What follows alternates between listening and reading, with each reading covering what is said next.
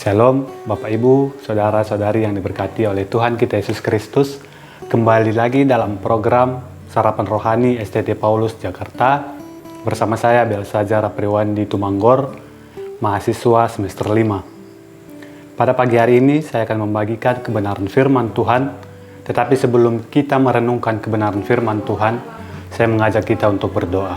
Mari kita berdoa. Terpujilah Engkau Tuhan, termulialah nama-Mu. Pada pagi hari ini kami mau merenungkan kebenaran firman-Mu ya Bapa. Biarlah kebenaran firman-Mu dapat menjadi rema dalam kehidupan kami. Terima kasih Bapa yang baik, terima kasih Yesus. Haleluya, amin.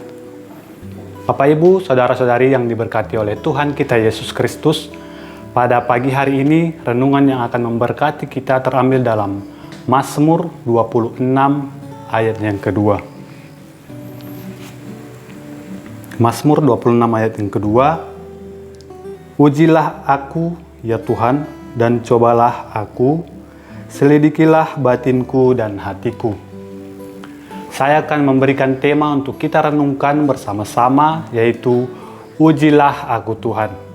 Saudara-saudara yang diberkati Tuhan, ada satu pujian yang mengatakan, Ujilah aku Tuhan, di mana pada waktu pujian ini dinaikkan, banyak hamba-hamba Tuhan tidak berani menyanyikan lagu ini karena mereka takut untuk menguji diri mereka.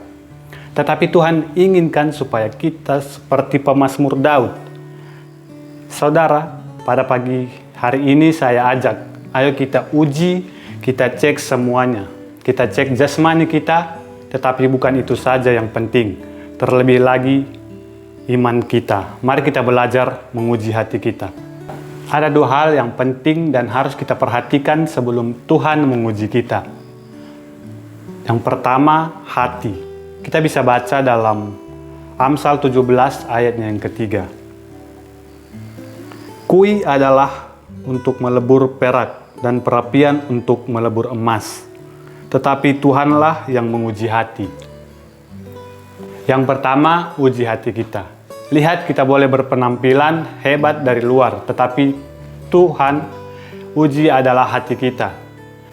Sebelum Tuhan yang menguji, saya ajak saudara dan saya untuk kita menguji diri kita terlebih dahulu. Bagaimana kondisi kita? Saudara-saudari yang terkasih, waktu kita tidak memiliki hati yang benar, rasanya menyiksa hidup kita. Waktu kita kesal, benci, kita tidak bisa mengampuni seseorang, hidup kita rasanya tidak enak. Mari kita bereskan hati kita dengan cara menjaga hati kita. Dalam Amsal 4 ayat 23, di sana dikatakan, jagalah hatimu dengan segala kewaspadaan. Karena dari situlah terpancar kehidupan kita. Sehingga mulai dari hati kita, maka perjalanan kehidupan kita akan diberkati Tuhan. Yang berikut, milikilah hati yang gembira. Dalam Amsal 17 ayat 22 di sana dikatakan, hati yang gembira adalah obat yang manjur. Saudaraku yang terkasih, jadi hati yang gembira bukan hanya saja obat biasa, tetapi obat yang manjur. Kata manjur berarti yang paling ampuh untuk menyembuhkan penyakit. Bagian kedua, dua hal yang penting dan harus kita perhatikan sebelum Tuhan menguji kita. Bagian kedua, pikiran. Ada satu ungkapan yang mengatakan, you are what you think. Yang artinya adalah, Anda adalah apa yang Anda pikirkan. Saudara yang terkasih, ternyata peperangan yang paling besar bukan ada di Perang Dunia Pertama atau Kedua, atau di daerah Timur Tengah, tetapi peperangan yang paling besar ada dalam pikiran kita. Dalam kitab Efesus pasal 6 ayat 16-18, dalam segala keadaan, pergunakanlah perisai iman, sebab dengan perisai itu kamu akan dapat memadamkan semua panah api dari si jahat. Ayat 17, dan terimalah ketopong keselamatan dan pedang roh, yaitu firman Allah. 18, dalam segala doa dan permohonan, berdoalah setiap waktu di dalam roh dan berjaga-jagalah di dalam doamu, itu dengan permohonan yang tak putus-putus untuk segala orang kudus. Saudara, ayat ini berbicara mengenai perlengkapan senjata Allah. Ada perisai, ada pedang, ada kasut, ada ikat pinggang, tetapi satu yang penting yaitu ketopong keselamatan. Saudara, jangan biarkan pikiran kita dimasuki oleh panah-panah berapi dari iblis yang menjatuhkan iman kita. Janganlah kita lebih percaya kepada berita-berita yang ada di luar dibandingkan kita percaya kepada firman Tuhan.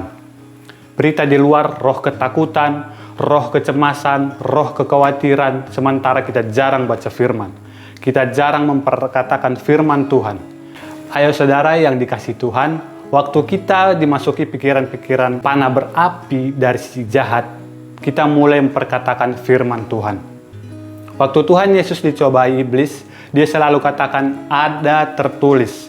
Waktu saudara diberikan panah berapi, berita-berita yang menggoncangkan iman kita, saudara harus tolak dan mulai perkatakan janji-janji Tuhan. Dalam Kolose 2 ayat 3, pikirkanlah perkara yang di atas bukan yang di bumi.